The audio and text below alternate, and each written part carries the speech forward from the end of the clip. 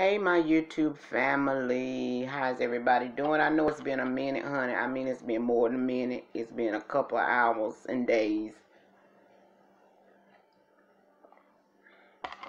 since I made a YouTube video. But I'm early this morning. That's why y'all see these two pom-poms on my head.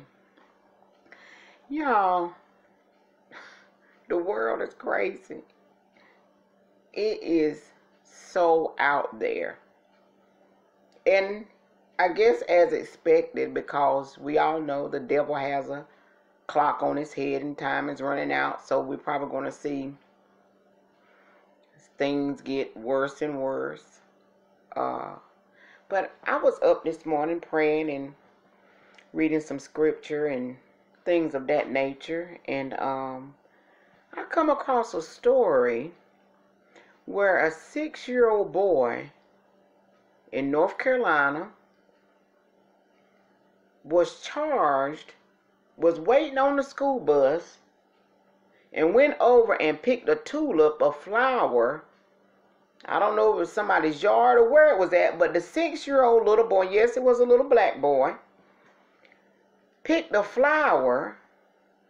And do you know they charged this little boy with injury to property or something like that? And the child had to go to court and stand before a juvenile court judge.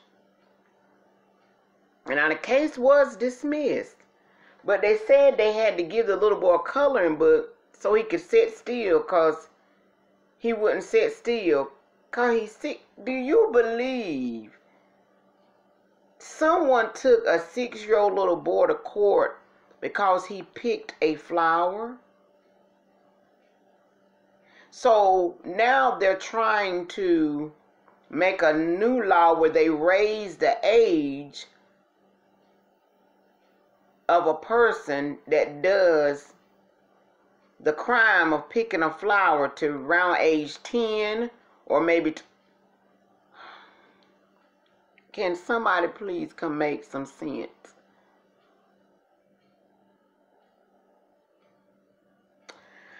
Oh, Jesus, help us today. I'm telling y'all, that is a real story. Go look it up. I had to go look it up. And it's true.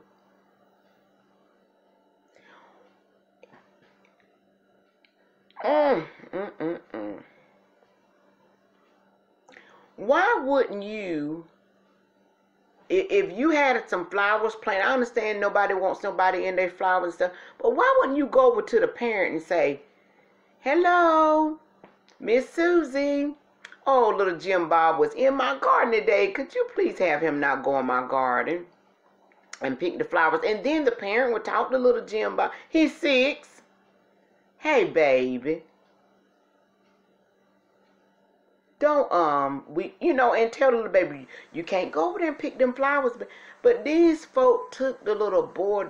What demon would have that much rage to do? We living in a whole new climate. I'm telling y'all, the George Floyd case. I have not watched that scene with the officer's knee on George Floyd's neck. I have not watched it. I don't plan on watching it.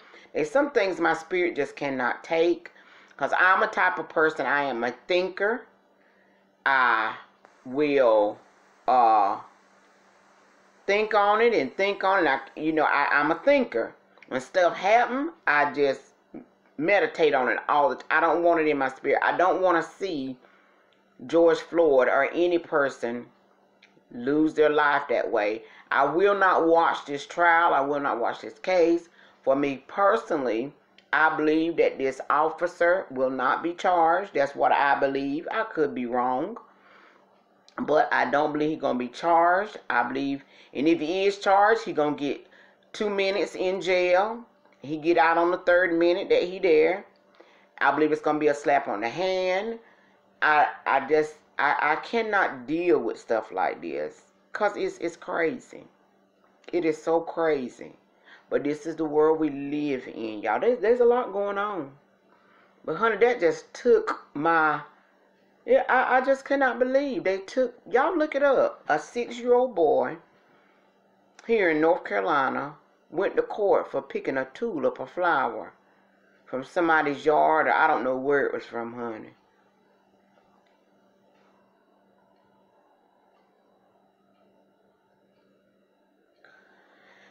Oh, Jesus. We are in what we call Passion Week, and it's really, well, it's what considered a pagan holiday, this Easter, or Christians like to call it Resurrection Sunday, or Resurrection of Jesus Christ. Let me tell you, folks ain't thinking about that, honey.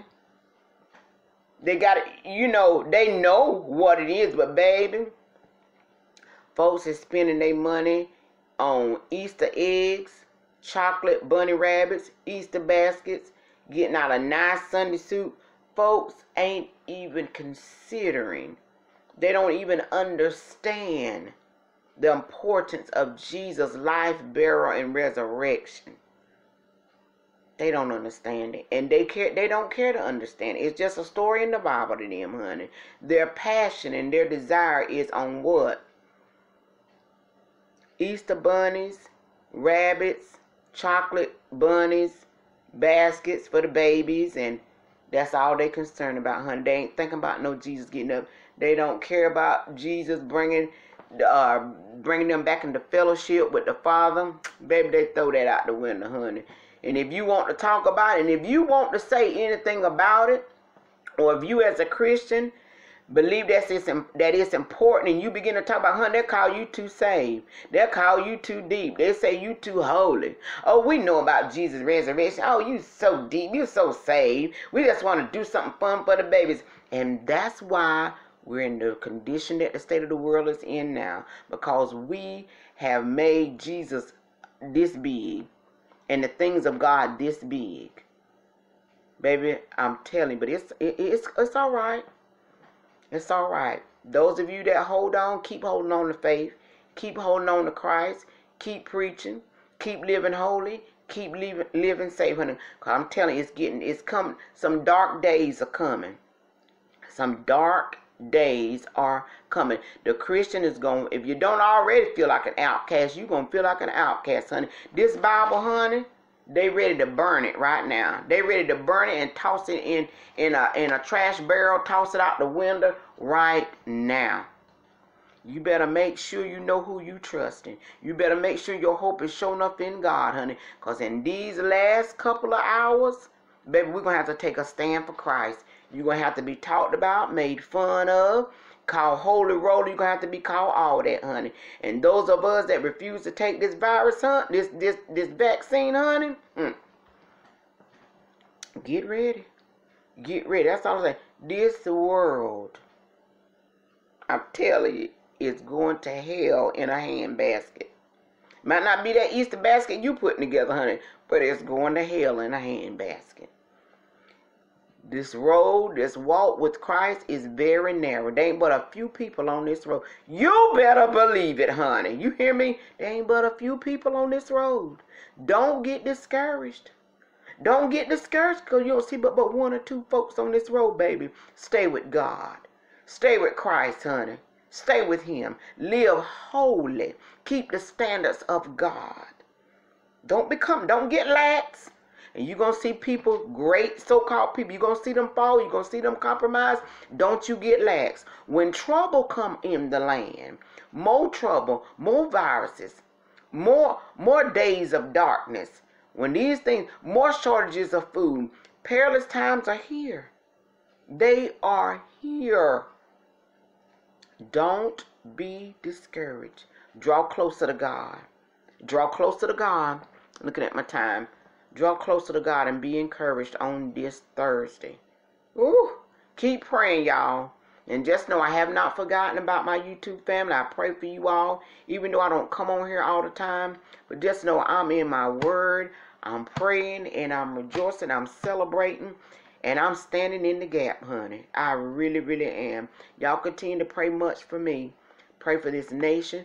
Pray for the Christian. Pray for the believer in God. The person that's believing God, pray for them that their faith will not fail in this final hour. All right? Pray for the believer that their faith will not fail. And I guess I'll talk to y'all on the next video. I love y'all. Be safe. God bless.